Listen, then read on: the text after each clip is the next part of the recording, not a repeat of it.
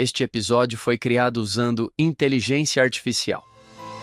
Fique atento à segunda parte com Morgan Pearson, Doutrina e Convênios, sessões 23 a 26. Morgan, isso tem sido fantástico até agora. Aprendi muito sobre a Emma. Para qual versículo devemos ir em seguida? O próximo versículo é interessante porque pode ser interpretado de diferentes maneiras. O Senhor diz a Emma: você irá com ele no momento de sua partida. Jenny Reader conversou comigo quando liguei para ela esta semana e perguntei: deixe-me dar uma olhada nisso.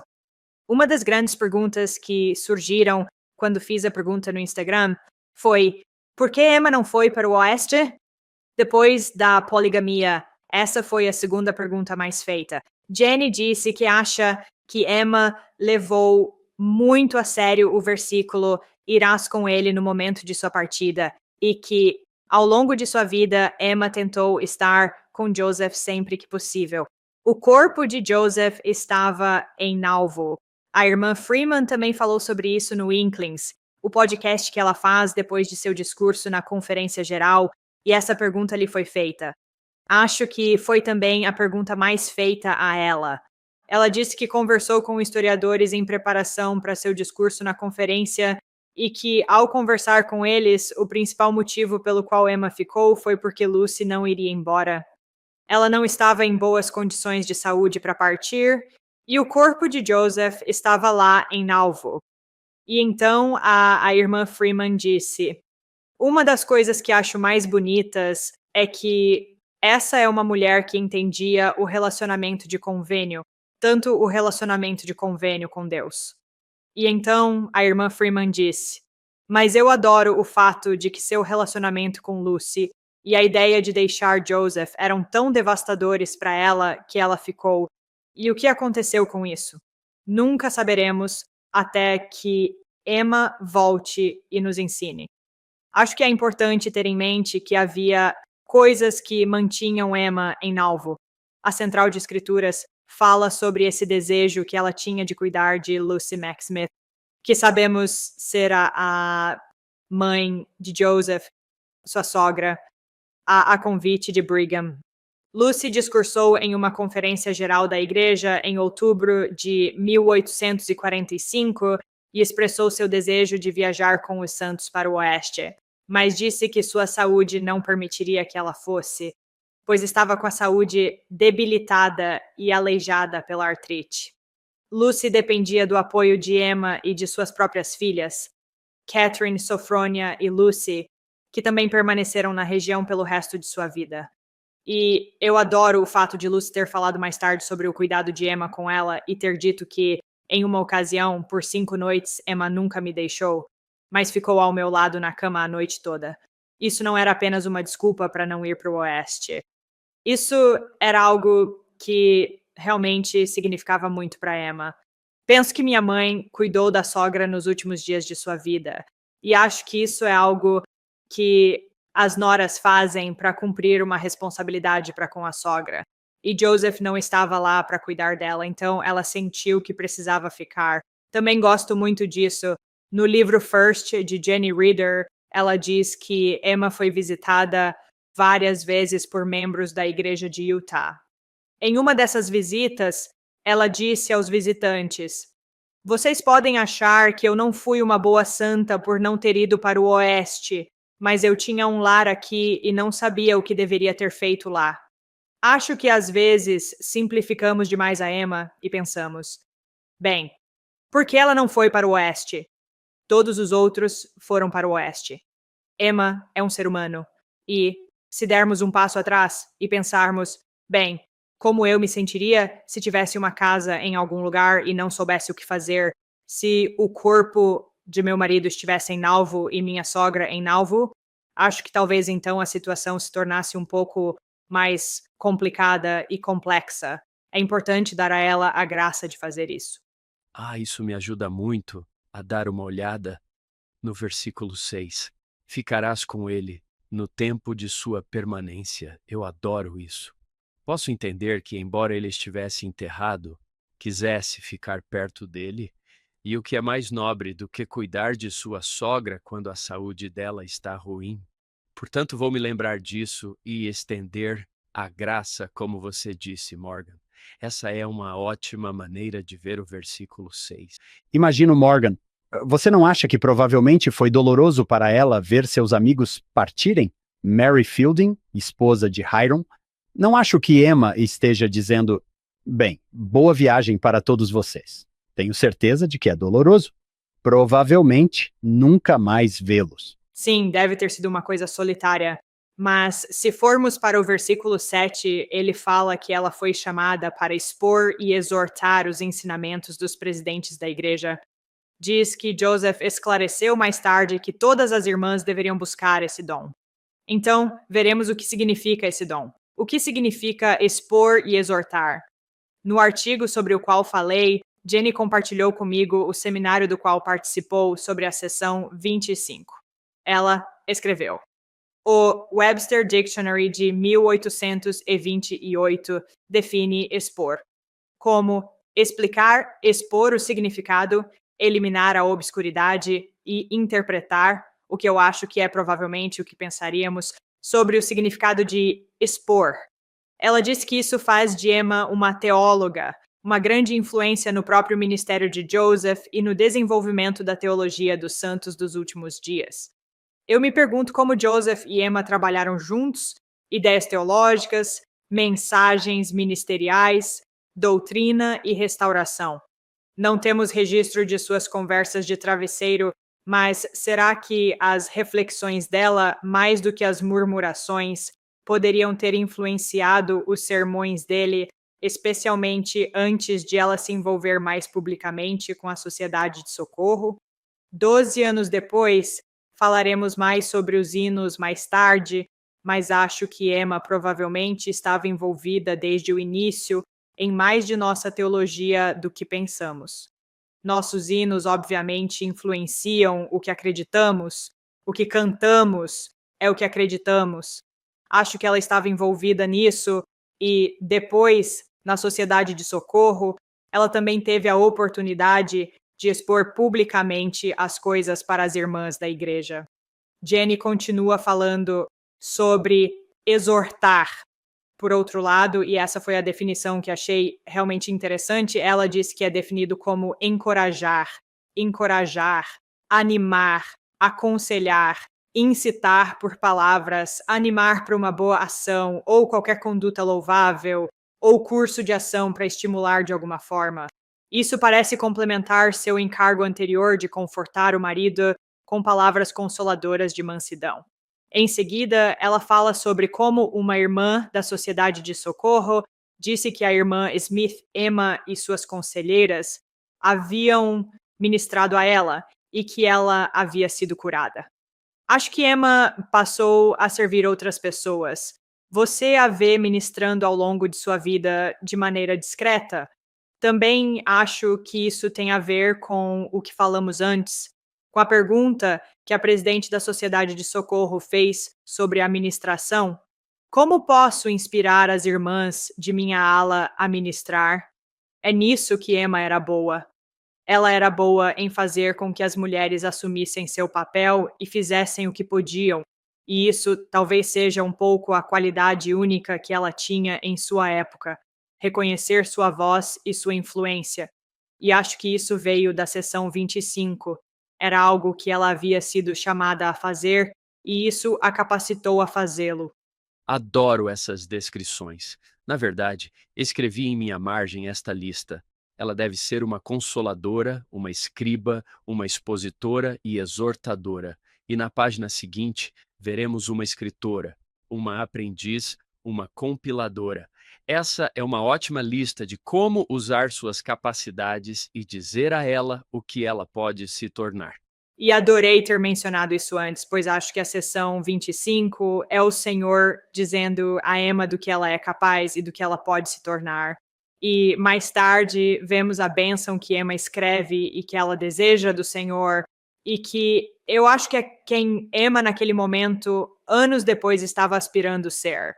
Se passarmos para o versículo 8, falamos anteriormente que Emma foi batizada, mas ainda não havia sido confirmada quando a sessão 25 veio como revelação.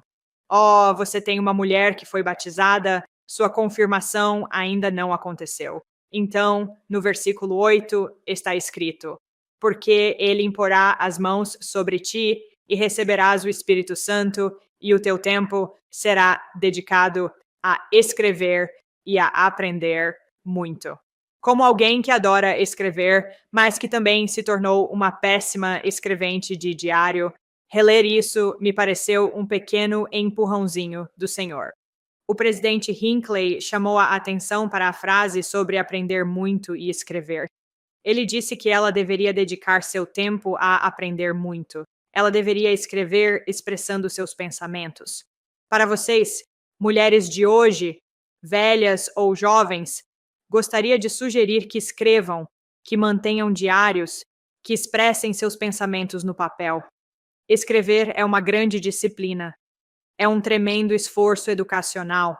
E isso as ajudará de várias maneiras e abençoará a vida de muitas pessoas, suas famílias e outras pessoas, agora e nos próximos anos, ao colocarem no papel algumas de suas experiências e algumas de suas reflexões. Gosto que ele diga a palavra reflexões, mas acho que essa ideia de escrever livremente e de se certificar de que você está reservando tempo para escrever é muito ruim para mim, e agradeço por isso. O Senhor diz a Emma que isso é algo que será importante, que você deve registrar alguns de seus pensamentos e escritos. A pergunta que tenho sobre isso é que, não sei, além de sua contribuição para os hinos, não parece que temos muitas palavras de Emma. Temos as palavras que ela escreveu para Joseph. E Jenny fala sobre como uma coisa difícil com Emma é que os sentimentos dela sobre algumas coisas mudam com o tempo. Portanto, ter uma noção clara do que ela sentia às vezes pode ser complicado, mas todos nós somos assim também, né? Fico feliz que você tenha lido isso sobre o presidente Hinckley. E não sei quanto a vocês, mas acho que escrever é algo esclarecedor quando minha mente está acelerada. Alguma coisa no ato de escrever é esclarecedora e realmente útil. Você poderia pedir ao ChatGPT para fazer um diário para você, mas provavelmente é melhor escrever você mesmo, certo? Ouvi dizer que há pesquisas que dizem que escrever com a própria mão faz algo diferente no cérebro do que usar o processador de texto. Uau! Para escrever as coisas, quero dizer, agora que nossos telefones podem basicamente ditar e até mesmo corrigir nossa gramática para nós, talvez seja uma arte perdida. É difícil para mim não contar com algum tipo de ajuda do computador, especialmente com a ortografia, certo? Se eu chegar perto o suficiente, o Google diz: você quis dizer isso.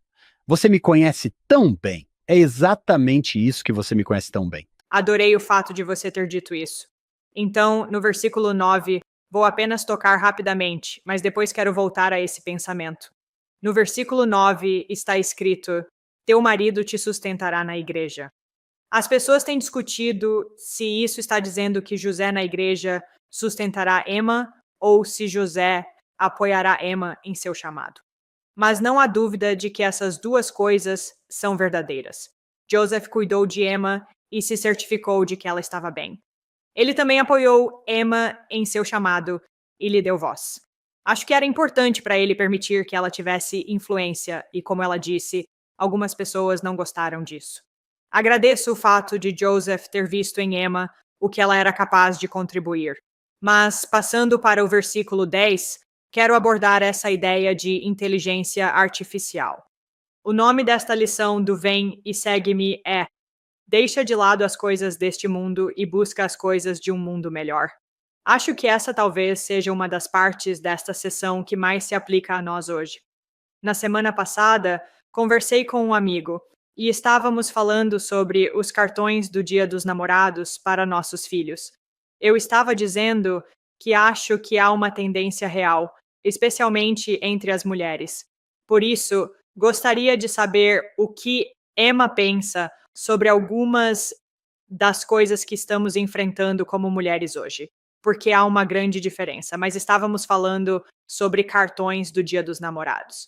Eu disse que a coisa mais importante para mim este ano, ao fazer os cartões do Dia dos Namorados pela primeira vez com minha filha, era o que ela acharia legal.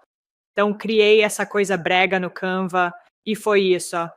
Não foi nada muito sofisticado. Minha amiga disse que eu estava tentando acessar o Pinterest e tentar inventar coisas. Então, ela disse que eu tinha percebido que queria ver o que meus filhos conseguiriam inventar sozinhos, sem que eu puxasse ideias de fora e usar a inteligência deles.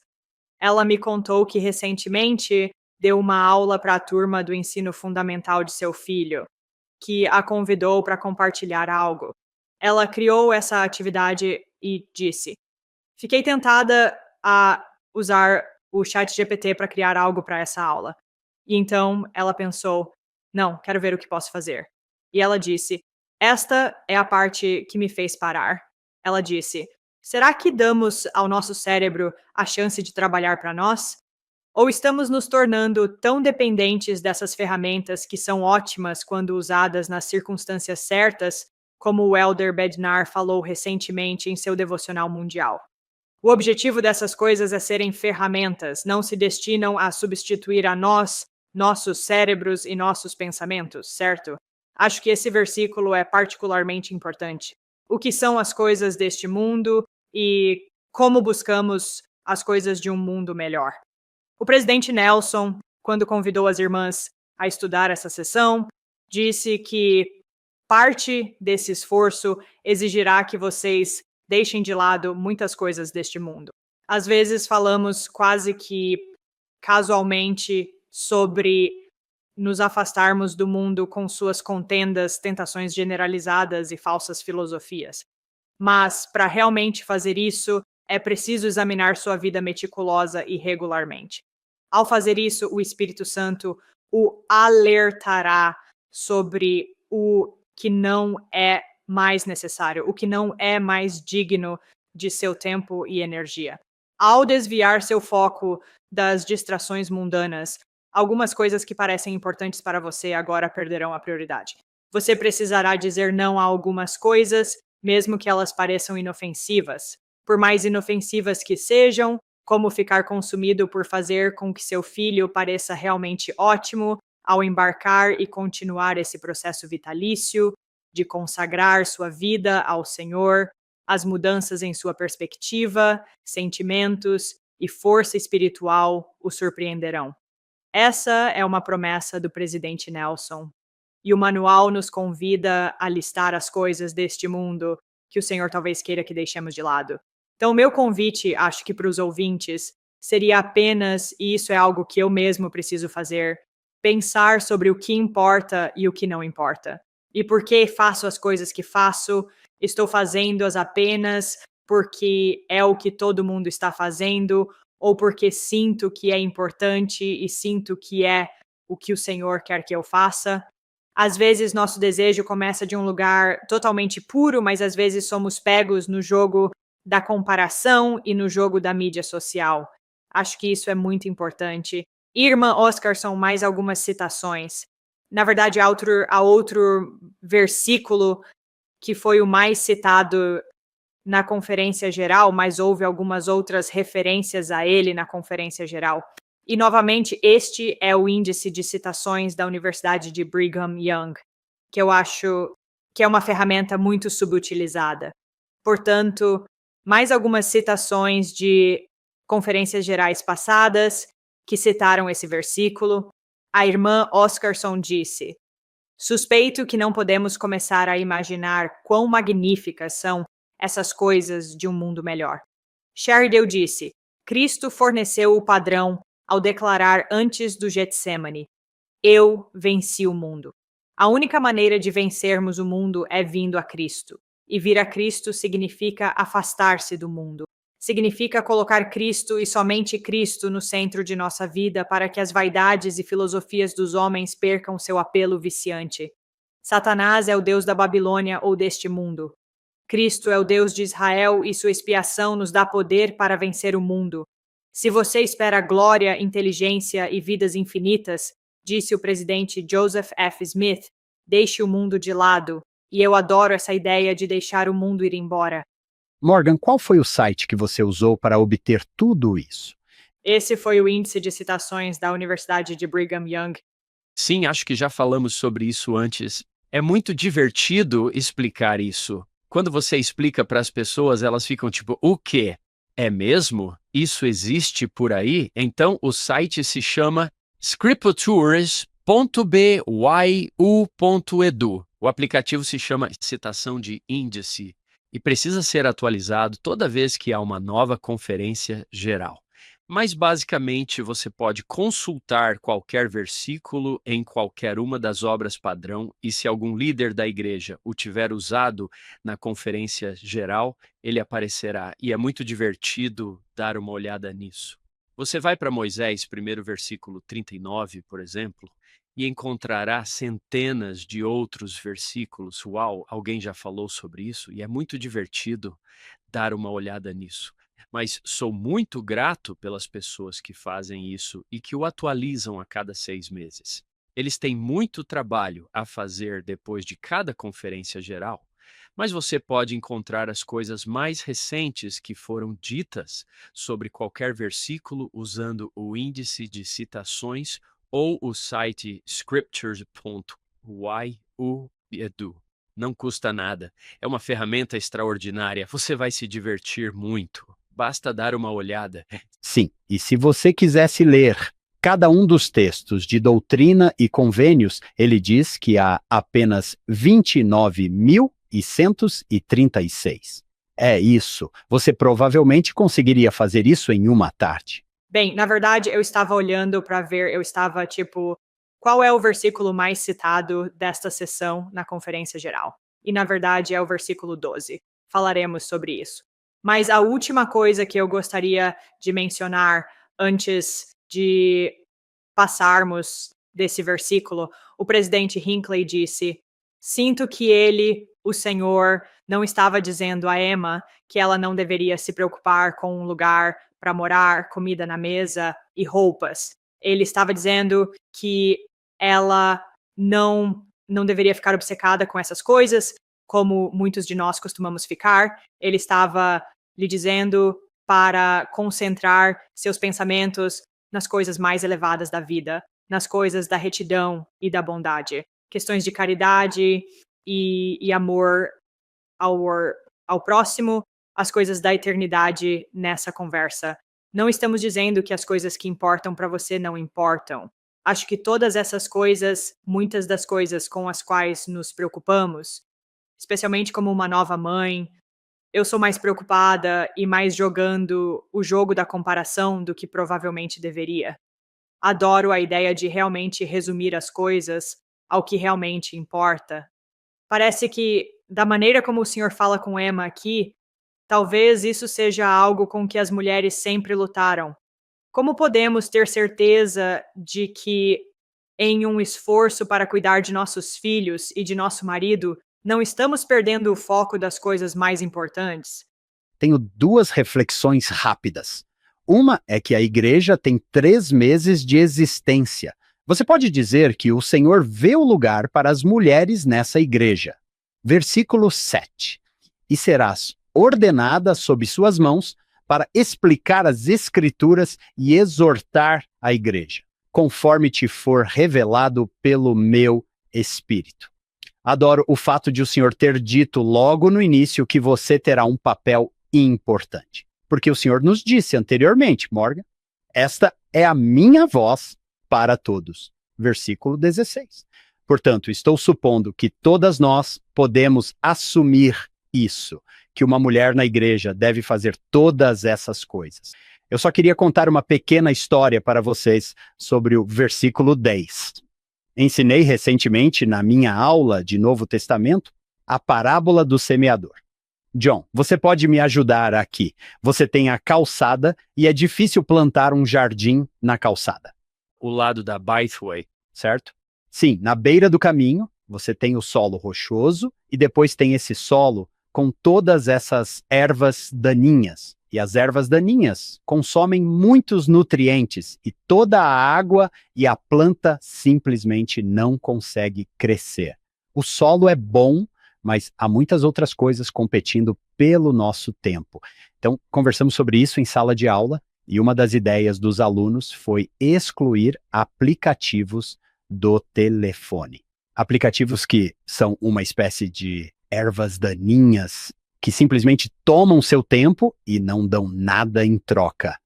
Bem, começamos a falar sobre isso e uma garota disse que eu excluía um aplicativo e depois o baixava novamente. E ela disse: agora estou me vendo arrancando essa grande erva daninha e depois indo procurar a erva daninha, trazendo-a de volta e plantando-a novamente no meu solo. Foi um momento engraçado. Você consegue imaginar alguém dizendo: onde está essa erva daninha?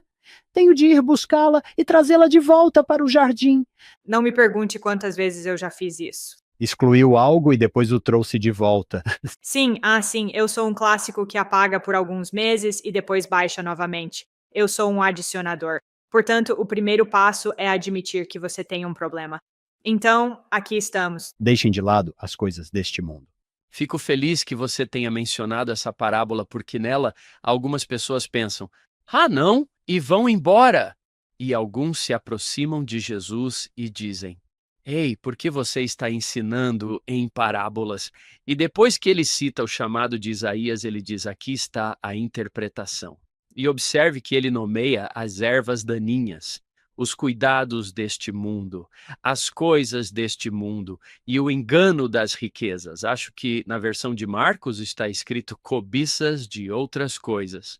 Todas elas são ervas daninhas.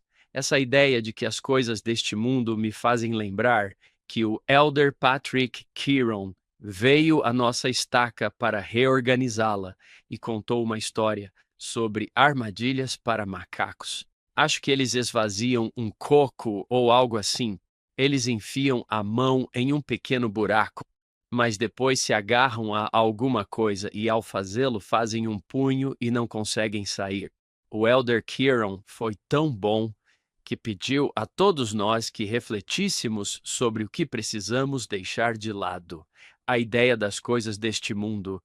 Todos os que estão sentados ali provavelmente estão pensando em aplicativos. Sim. Aplicativos. Eu poderia simplesmente baixar? Sim, eu poderia simplesmente largar. Passando para os versículos 11 e 12, vamos juntá-los, pois ambos se referem aos hinos que você mencionou anteriormente. Por favor, não deixe que essa sessão seja apenas sobre o livro de hinos. Espero que não tenhamos feito com que ela seja apenas sobre o livro de hinos, mas seríamos negligentes se não falássemos sobre os hinos por causa da contribuição que Emma fez e por causa da importância que isso teve para Emma. Eu havia lido isso em outro lugar, então perguntei a ela: li em algum lugar que muitos dos hinos que Emma colocou no livro de hinos não estão em nosso livro de hinos agora. O que temos agora como livro de hinos é muito diferente do que Emma escreveu. Por isso, ela fez 2 edições. O primeiro apareceu no Rinário de Kirtland em 1836 e havia apenas 90 músicas nesse pequeno livreto. Muitas delas eram hinos que Emma conhecia da tradição protestante. Entretanto, pelo menos 26 deles foram escritos por W. Phelps, que mais tarde preparou e ajudou na impressão do inário. Somente as letras foram escritas. Não havia notas musicais que acompanhassem a letra da música. O que foi muito interessante para mim foi que Jenny disse que Brigham Young estava na Europa, escreveu para Joseph e disse que os santos da Europa precisavam dos hinos. Ele disse: será que eu deveria preparar um livro de hinos para imprimir aqui, para que eles tenham músicas para cantar? Joseph lhe respondeu e disse: não, não, não. Como se os hinos fossem coisa da Emma, ela foi designada pelo Senhor para fazer isso. Brigham, porém, como o sistema de correio estava muito atrasado, demorou tanto para receber a carta de Joseph que Brigham já havia imprimido um livro de hinos. Então, quando os santos vieram da Europa, eles tinham o livro de hinos de Brigham. Sabemos que o livro de hinos está sendo refeito neste momento. Entretanto, a última edição do livro de hinos verde foi publicada em 1985. Muitas das seleções que Emma escolheu, algumas delas ainda estão incluídas no livro de hinos. Inclusive, Eu Sei Que Vive Meu Senhor e Que Firme Alicerce na Ensign de setembro de 1985. Ele diz que 26 dos hinos que estavam no inário de 1836 estão incluídos em nosso inário atual. Isso significa que Emma e seus pensamentos sobre nossa teologia contribuíram para o livro de hinos, e os hinos contribuíram para a teologia, se isso faz sentido. Jenny disse que havia 2 livros de hinos, o de 1836 e um, que foi publicado no início da década de 1840. Com isso em mente, indo para o versículo 12, esse é o versículo mais citado na Conferência Geral, de longe. E acho que a razão pela qual isso é tão citado é o fato de ser um belo versículo. O Cântico dos Justos é uma oração para mim. Isso está de acordo com o presidente Oakes. A primeira presidência declarou que alguns dos melhores sermões são pregados cantando hinos. E então o presidente Oakes disse: que maravilha quando todas as pessoas presentes se unem à adoração, cantando, especialmente no hino que nos ajuda a preparar-nos para tomar o sacramento. Toda música de reunião sacramental exige um planejamento cuidadoso, lembrando sempre que essa música é para adoração, não para apresentação. Gosto muito disso. Na semana passada foi anunciado que essa minha pequena luz está no novo livro de hinos. Acho que às vezes subestimamos o poder da música que fala de Cristo e da música de natureza religiosa, não apenas em nossa reunião sacramental, mas durante toda a semana em nosso lar. E vou contar uma história de quando fui meio que repreendido. Vocês provavelmente conhecem Kaylee Reed.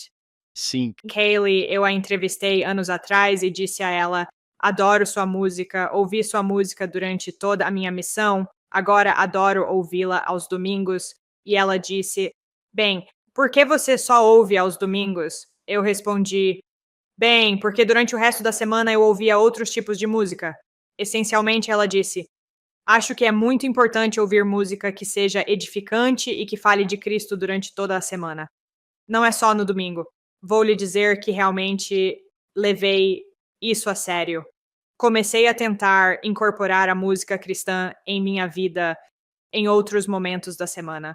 Minha mãe é um ótimo exemplo disso. Ela criou uma lista de reprodução repleta de músicas cristãs, não necessariamente apenas da nossa tradição religiosa, mas também de outras músicas cristãs. Ela a ouve o tempo todo, a ponto de parecer que essa é a música do coração da minha mãe. Foi transformador para ela. Ela diria a você que mudou sua vida. Ela tem listas de reprodução para coisas diferentes, para momentos diferentes, estados de espírito, coisas pelas quais está passando. Ela confia muito nessa música.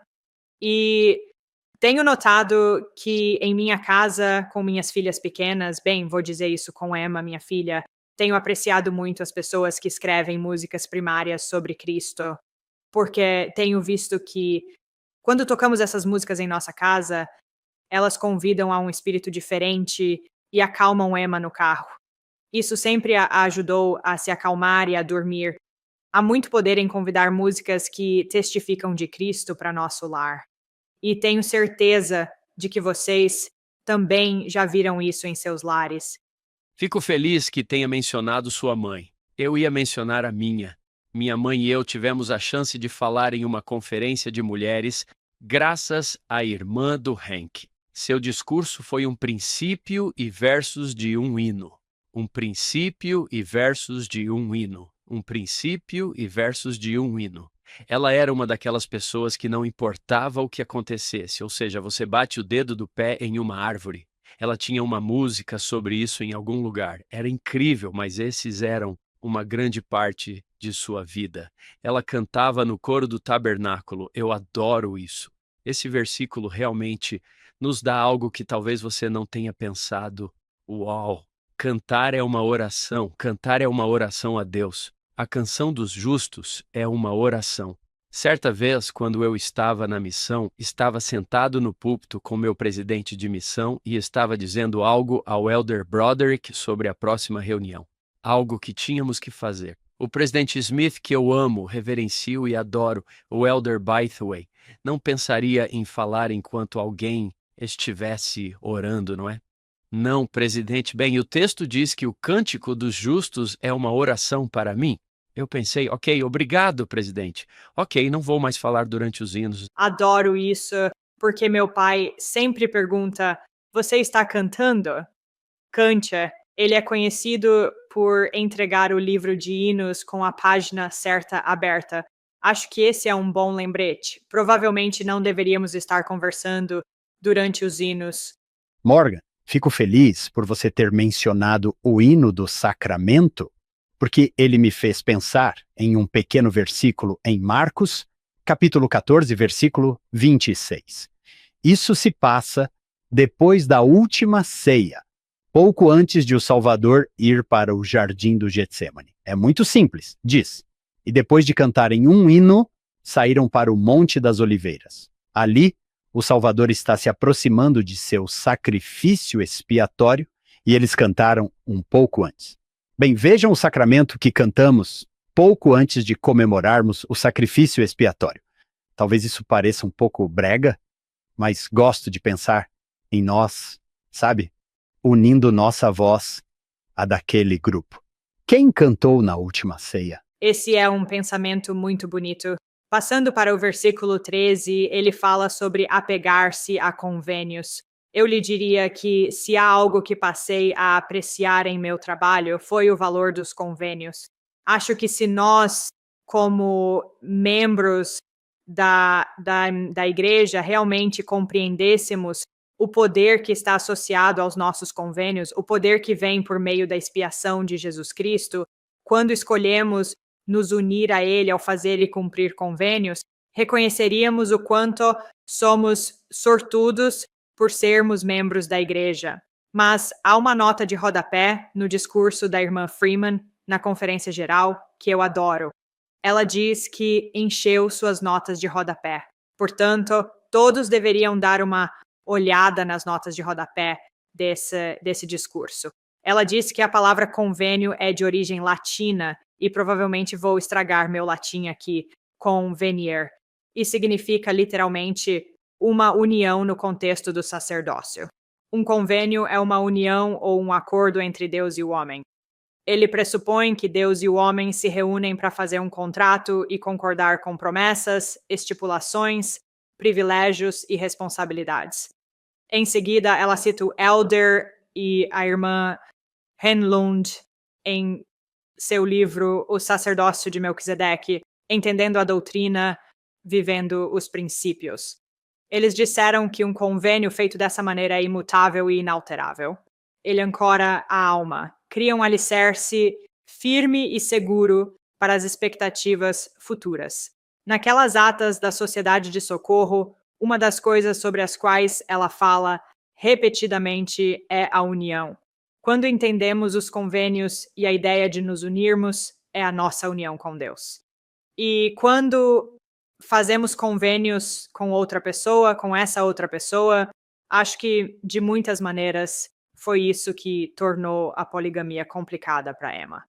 E eu queria perguntar ao John e ao Hank, quando vocês recebem perguntas de alunos sobre poligamia, como vocês abordam esse assunto? Isso definitivamente surge em uma aula de religião. Quando eu digo, ei, vamos fazer perguntas. Acho que o primeiro passo é validar o fato de que isso é difícil.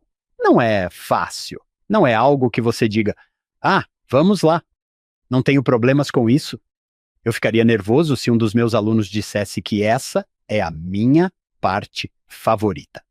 É totalmente normal se sentir desconfortável com isso, não acha, John? Sim. Na verdade, digo aos meus alunos que se apropriem de suas perguntas e lutem com elas, porque a luta o torna mais forte. E essa é uma luta que eu tive e continuo tendo, e todos nós temos. Sim, reconheça que isso será uma luta. Você ganhará algo com a luta.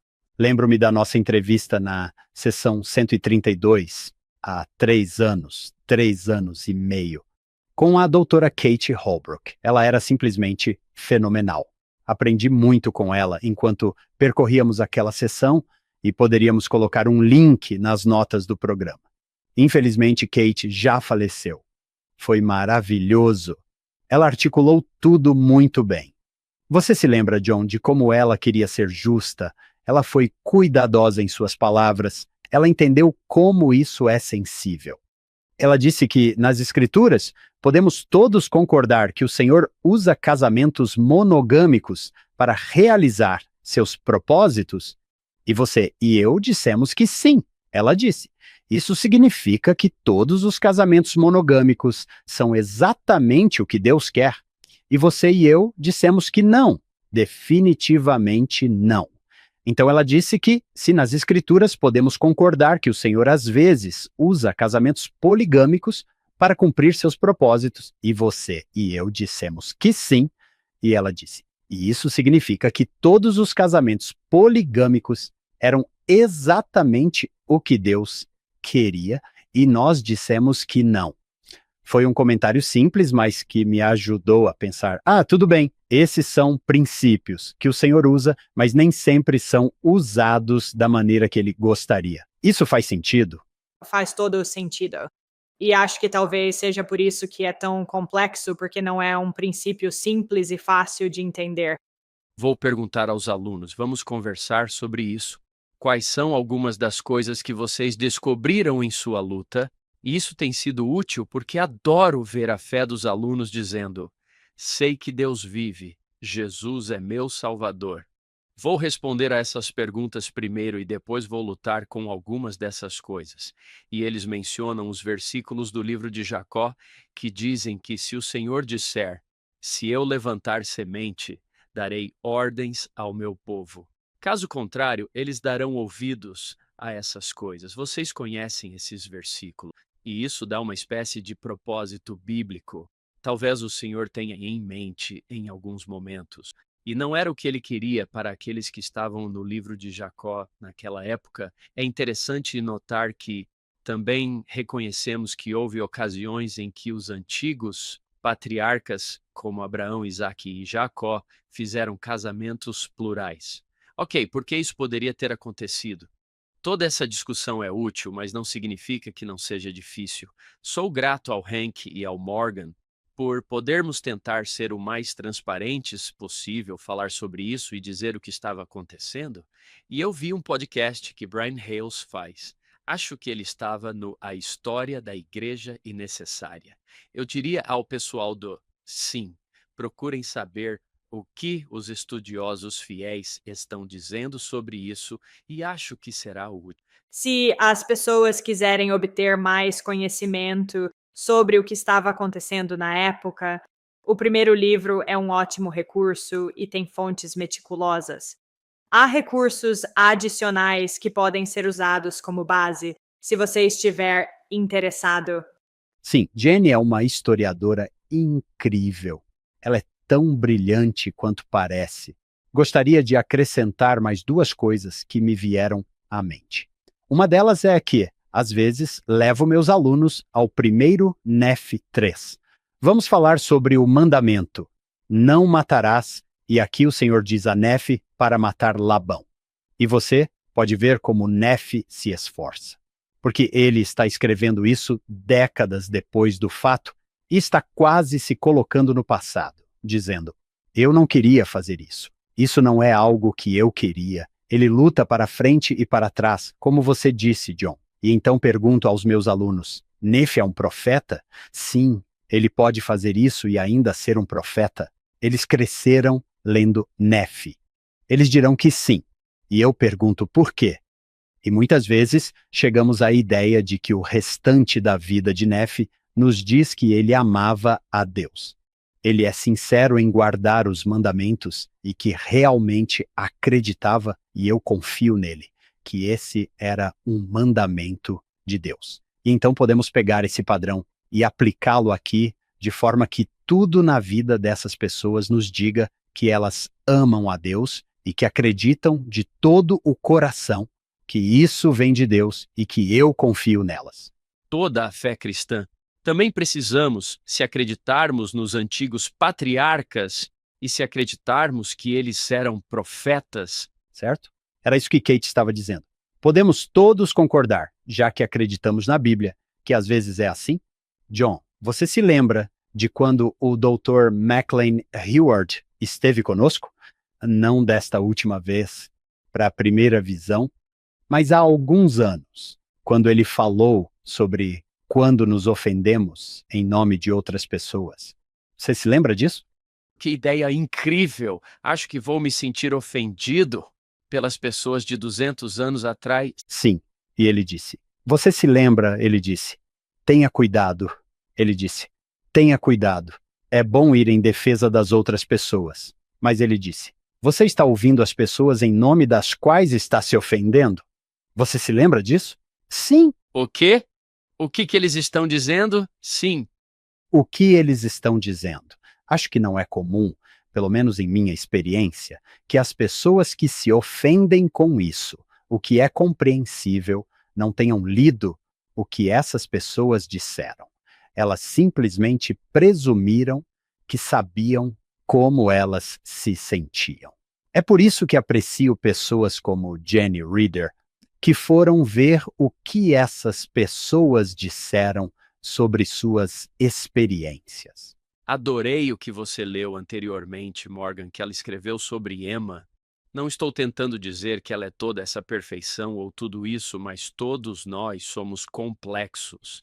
Acho que a frase que me lembrei de Hank de Maclean foi que, em vez de ficarmos ofendidos por eles, devemos nos inspirar nele. Nunca me esqueci dessa ideia. Muito boa. Há algumas coisas que acho importante lembrar quando falamos sobre isso, especialmente no período de Joseph Smith. Acho que as coisas mudaram um pouco. Quando os Santos foram para Utah, fiz uma entrevista com uma senhora chamada Brittany Chapman Nash, que escreveu um livro para o Deseret Book chamado Vamos Falar sobre Poligamia. Em nossa entrevista, ela disse que na época de Joseph Smith, eles tendiam a pensar de forma mais horizontal sobre a ordenança de selamento. Eles seriam selados a um membro da família para unir essas famílias, assim, marido e mulher eram selados e, em seguida, outros membros de outras famílias podiam ser selados. Assim, você está criando essa rede de famílias. Em seguida, ela falou sobre uma moça que foi selada a Joseph Smith. Jenny fala em seu livro sobre como os sentimentos de Emma em relação a isso mudam com o tempo. No início, vemos que ela estava ciente de alguns desses selamentos e diz que até selecionou e testemunhou alguns dos selamentos que Joseph fez a Emily, Eliza Partridge, Maria e Sarah Lawrence.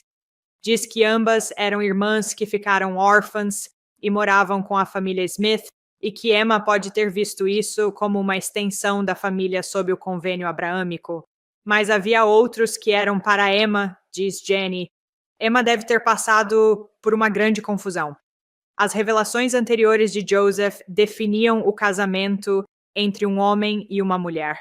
E no segundo andar da loja de tijolos vermelhos, ela havia feito um convênio com ele, e somente com ele, de liderar sua própria casa de Israel para multiplicar e encher a terra. Ela podia aceitar a ideia de ampliar sua rede familiar com os selamentos de Joseph para outras mulheres. Ela compreendia o papel contínuo da revelação, mas o discernimento era difícil. As normas sociais e os sentimentos pessoais são difíceis de serem removidos da instrução profética. Essa frase é realmente importante. As normas sociais e os sentimentos pessoais são difíceis de serem removidos da instrução profética. Emma sofreu um profundo trauma emocional devido à traição, desconfiança, constrangimento e raiva. Acho que é importante reconhecer essa frase sobre separar os sentimentos pessoais da instrução profética. Vemos isso em outras coisas hoje em dia, onde é difícil quando temos um vínculo pessoal com algo que lida com doutrina ou política. Adoro Emma por causa do esforço que ela faz para entender. Alguém perguntou se Emma já aceitou a poligamia. E Jenny fala que o que sabemos é que Emma estava grávida do filho de Joseph na época de sua morte. E também sabemos que ele nunca teve filhos com nenhuma das outras mulheres. Então, é isso que sabemos. É interessante que as pessoas leiam, e acho que essa seria uma pergunta que surgiria se as pessoas lessem a entrevista de testamento com Emma.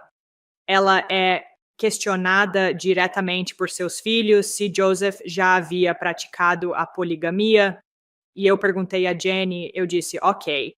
Ela diz que não nessa entrevista porque ela insiste em dizer que ele nunca praticou a poligamia. E ela diz que há 3 razões possíveis. Primeiro, todos que praticavam a poligamia em Nauvoo faziam juramento de segredo. Isso mudou muito quando eles foram para Utah, mas em Nauvoo todos juravam segredo. Eles haviam feito um convênio de nunca falar sobre isso. E então ela disse 2, ela negou para proteger seus filhos e ela tinha feito isso a vida inteira. Ela disse que não queria que eles se preocupassem com terras e heranças. Terceiro, ela não queria se envolver em uma prática muito pública de poligamia que estava ocorrendo no Oeste. Ela disse que isso estava em todos os jornais e era embaraçoso para algumas pessoas. Para Emma, essa pode ter sido a situação.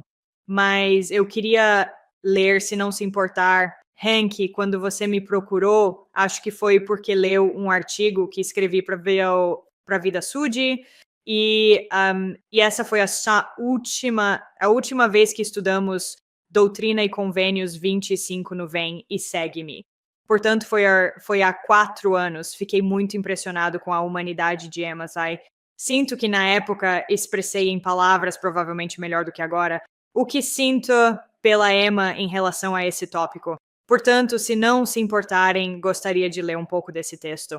Morgan, tenho que lhe dizer que você roubou minha atenção, porque eu ia citar esse grande autor no final e ver se você o reconheceria. Portanto, terei de guardar minha citação e não será uma surpresa tão grande. Você é muito gentil. Bem, eu meio que estava falando antes que nos expressamos melhor escrevendo do que falando. Este é um bom exemplo disso. Escrevi como se fosse uma carta aberta para Emma e disse: sabemos que você teve dificuldades para aceitar que o casamento plural era de alguma forma dirigido por Deus e, como resultado, sentiu muita raiva e sentimentos de traição. Isso é algo que eu soube a maior parte da minha vida, mas eu não sabia o quanto você lutava contra esses sentimentos de ressentimento e o quanto você queria entender. Eu não sabia o quanto você assumiu a culpa, muitas vezes atribuindo esses sentimentos que a maioria de nós sentiria, às suas próprias deficiências e fraquezas. A biografia de Jenny Reader sobre você, ela relata o fato de que você disse a Maria Jane Johnston, uma jovem que trabalhava como pensionista na mansão, que o princípio do casamento plural é correto, mas que eu sou como as outras mulheres. Sou naturalmente ciumento de acordo com essa declaração de Johnson. Você também admitiu a necessidade de ser humilde e de se arrepender. Mas acho que isso também nos diz algo sobre Emma. Acho que isso nos dá uma visão, novamente, da pessoa que Emma queria ser, porque amava Joseph e acreditava que ele era um profeta. Mas ela diz que tinha um coração naturalmente invejoso e que precisava ser humilde e se arrepender. Mas todos esses eram sentimentos que provavelmente qualquer esposa teria sentido. Espero que, ao olharmos para Emma, possamos dar a ela o crédito que merece por seu caráter. Absolutamente sem dúvida. Conversei com um amigo outro dia que trabalha no Departamento de História e Doutrina da Igreja. E essa pergunta surge com frequência. Ele estava lá com outro membro do corpo docente do mesmo departamento e em uma espécie de fórum, e disse que esse outro professor, Stephen Harper, disse que é mais inteligente do que eu, porque alguém perguntou sobre o casamento plural. E Emma Smith, minha amiga, disse que ele meio que hesitou e ofereceu algumas ideias sobre o que Emma achava do casamento plural. E então ele disse: Steve, você quer subir? Adoro historiadores como Jenny Reader e tivemos Garrett Dierkmatt e Steve Harper. Steve se levantou e disse: não sabemos como Emma se sentia em relação à poligamia. Só sabemos o que os outros dizem que Emma achava da poligamia. Ele foi direto às fontes e disse que elas são muito limitadas. A história é mais difícil do que pensamos. Alguém pode criar uma página na internet e dizer: veja isso, isso e isso, e chegar a uma determinada conclusão que acredita estar absolutamente certa. Mas então você conversa com um historiador de verdade, que foi treinado, e ele diz: nossa, temos essa informação, essa e essa fonte. E é só isso. É muito difícil ter certeza de que você está 100% certo. Conclusões como essa. John, já conversamos sobre isso muitas vezes. Sim, é por isso que eu adoro, como você acabou de dizer, os historiadores do Hank, eles têm certas regras. Eles lhe dirão: esse é um relato em primeira mão? Foi o que alguém ouviu alguém dizer que ouviu falar sobre isso? Onde esses relatos se encaixam e a quais damos mais peso do que aos outros quando você faz o backup e é como um historiador cuidadoso dessa forma. Obrigado, Steve Harper. Não sabemos, talvez possamos perguntar a ela um dia, mas no momento só podemos ler o que os outros disseram. Morgan, é essa a sensação que você tem de que a Jenny é cuidadosa? Com certeza, com certeza. Porque acho que é por isso que é tão impressionante para mim quando tudo tem uma fonte tão boa. É como se eu não estivesse apenas compartilhando boatos, como se aqui estivesse a nota de onde isso vem, de onde estou tirando isso. Essa é uma habilidade e provavelmente é por isso que as pessoas ficam pensando, por que ela fica citando pessoas diferentes? Como eu disse, não sou uma estudiosa, tenho muito respeito pelas pessoas que se esforçam para entender o melhor que podem. Como eu disse no início, sou jornalista. O que faço? Tento extrair o que posso aprender com outras pessoas. Espero que esse pouquinho valha alguma coisa. Morgan, obrigado por abordar esse assunto e não se esquivar dele. Isso é importante. Os jovens de hoje, os jovens adultos de hoje, querem saber, querem falar sobre isso. John, falaremos sobre o casamento plural no final do ano. Ele será abordado nas sessões posteriores de doutrina e convênios. Sim, provavelmente falaremos sobre isso mais tarde, mesmo com mais tempo, mas se vamos falar sobre Emma, essa é uma ótima pergunta e acho que o que Morgan trouxe é o que muitas pessoas gostariam de perguntar a ela sobre isso. É um tema difícil. Fico feliz que você tenha conseguido mais informações sobre ele. Espero que, pelo menos, possamos direcionar os alunos para alguns bons recursos. Se passarmos, senhores, para o versículo 14, há algumas coisas que eu gostaria de indicar às pessoas. 2 palestras que adoro sobre o mesmo assunto. Nesse versículo, ele fala sobre o cuidado com o orgulho. O Senhor adverte Emma a tomar cuidado com o orgulho. Depois também fala sobre mansidão e acho que houve alguns discursos marcantes sobre esses tópicos que, se as pessoas estiverem procurando expandir seu estudo, um deles é o discurso Cuidado com o Orgulho, do presidente Benson, que é um clássico. Ele diz isso melhor do que eu jamais poderia dizer algo aqui. Portanto, digo apenas que esse é um ótimo discurso, caso as pessoas queiram estudá-lo mais nesta semana no Vem, e segue-me. E o Elder Maxwell fez vários bons discursos sobre mansidão. O Elder Maxwell fez um discurso chamado Mansidão Encharcada de Destino e também fez um discurso chamado Mansidão e Humildade. Acho que esses 2 discursos são incríveis para as pessoas que querem entender melhor essa ideia de mansidão. Acho que a mansidão é um atributo cristão que pode ser mais difícil de entender. E então, vamos passar para o versículo 15. Já falamos sobre o versículo 16. Portanto, esse é o último versículo que abordaremos. A irmã Freeman, em seu discurso na Conferência Geral, ela disse que, por último, o Senhor delineou um processo de santificação interior que prepararia Emma para a exaltação. A menos que você faça isso, o Senhor explicou a ela que onde eu estou você não pode vir. E a nota de rodapé diz que o presidente Dallin H. Oaks ensinou que a ordenança do batismo e seus convênios associados são requisitos para a entrada no reino celestial. As ordenanças e os convênios associados do templo são requisitos para a exaltação no reino celestial, que é a vida eterna, o maior de todos os dons de Deus. O Senhor está dizendo a Emma, é assim que você conseguirá voltar para mim.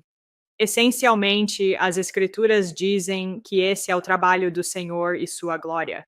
Ele passa o tempo todo pensando em como pode nos trazer de volta para ele.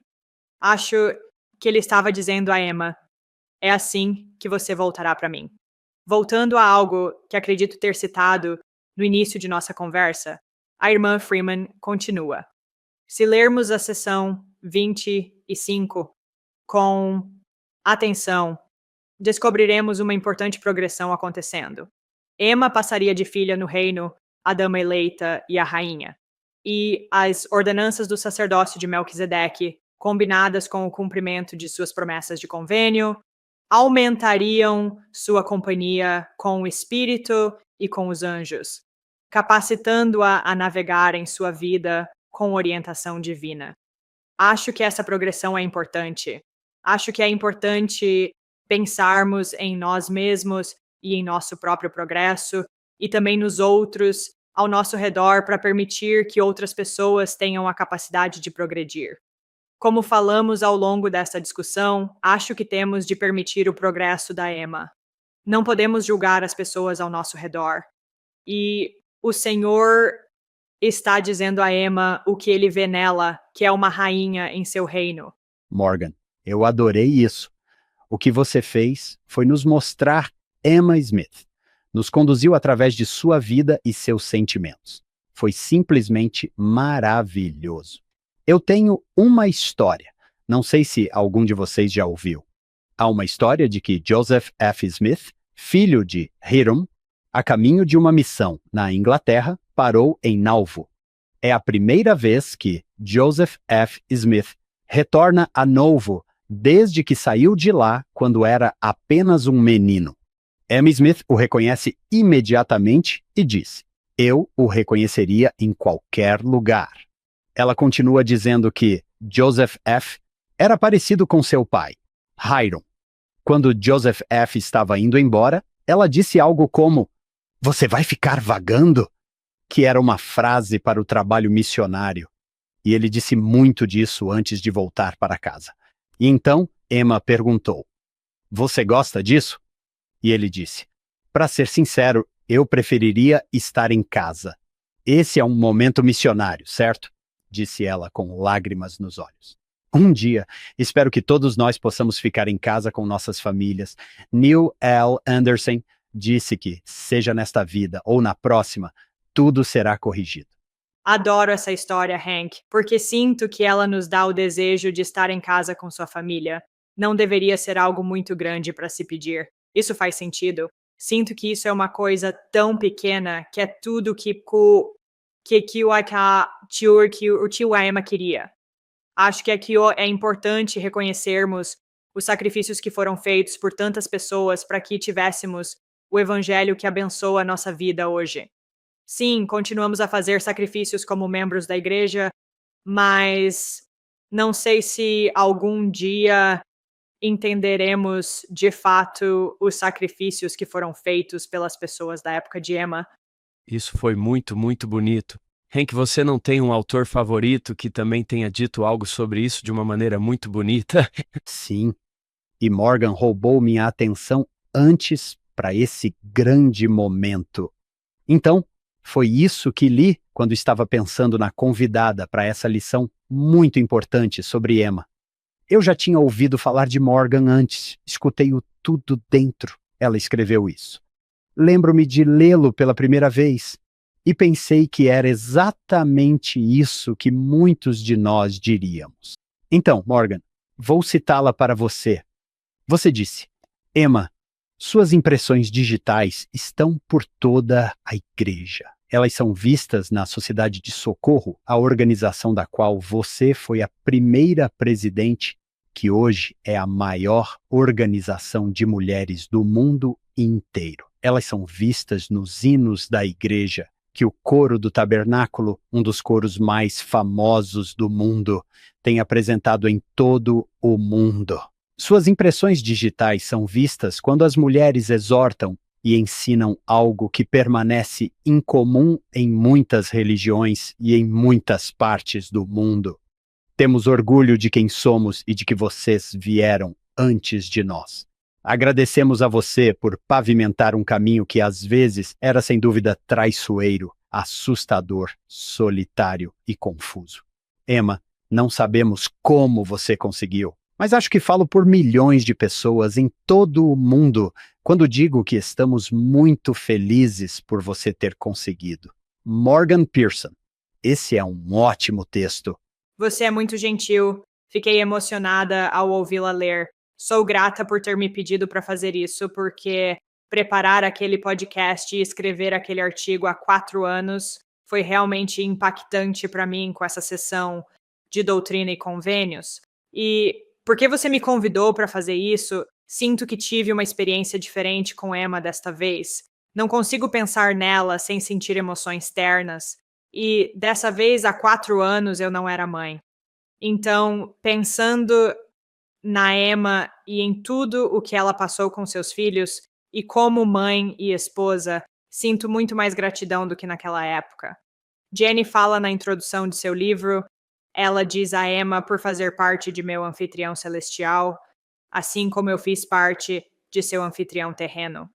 Ontem à noite, estávamos fazendo o Vem e Segue-me com minha filhinha e conversando sobre o Ministério dos Anjos e tentando colocar isso em palavras que uma criança de 21 anos em um mês entenderia. Acho que entendemos. Temos anjos que estão do outro lado e que se preocupam conosco e com o nosso bem-estar.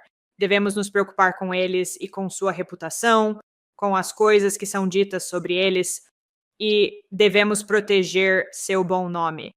Portanto, espero que hoje tenhamos feito parte da hoste terrena de Emma. Acho que é um bom anfitrião para fazer parte dele. E por falar em hinos, milhões de pessoas conhecerão a irmã Emma novamente, um dia também. Este foi um ótimo dia. É muito divertido aprender com alguém que é tão apaixonado por um assunto e pagou o preço para entendê-lo tão bem. Esperamos que todos vocês que estão nos ouvindo deem uma olhada no podcast da Morgan, Tudo Dentro. Ela tem as pessoas mais fascinantes lá e as deixa contar suas histórias. É muito divertido de ouvir. Ela estava nos dando dicas de quem está por vir e vocês não vão querer perder. Serão entrevistas divertidas. E com isso, queremos agradecer a Morgan Pearson. E por um tempo, tivemos Jane Pearson conosco, nossa convidada mais jovem de todos os tempos. Sempre. Sim, sempre. Fazendo sua estreia. Sim, um dia, quando ela aparecer, diremos que estamos felizes por você estar de volta. Com isso, queremos agradecer a nossa produtora executiva, Shannon Sorensen, aos nossos patrocinadores David e Verla Sorensen. E a cada episódio, lembramos de nosso fundador, Steve Sorensen. Esperamos que se juntem a nós na próxima semana. Vamos continuar nas próximas sessões de Doutrina e Convênios no Follow Him. As notas e a transcrição do programa de hoje estão em nosso site, followhim.co. Isso é followhim.co. É claro que nada disso poderia acontecer sem nossa equipe de produção. David Perry, Lisa Spice, Jamie Nilsson, Will Stoughton, Crystal Roberts, Ariel Quadra, Amélia Cabuica e Annabelle Sorens.